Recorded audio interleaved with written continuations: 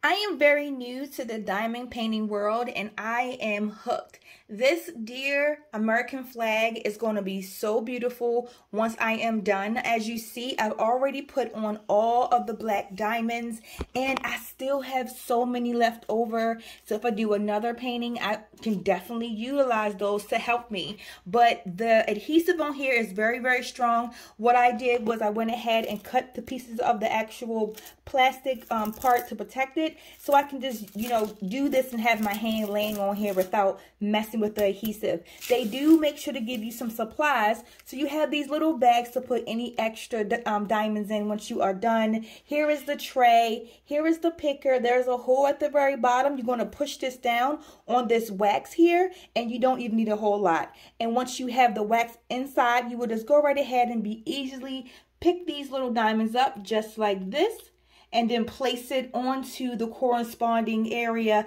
to get your painting done. You also have a little rake to help you rake all of the things forward. That's what I use it for.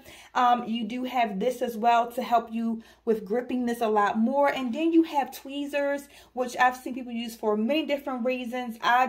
If I happen to drop one somewhere that don't belong, a quick pickup and it's easy. They also give you extra little bags to put any remaining diamonds in once you are done. And then, as I mentioned, you get all these different colors corresponding with numbers to help you know which go where. And again, it's just so super easy. It's really fun. And I put this on an actual cutting board because it comes rolled up.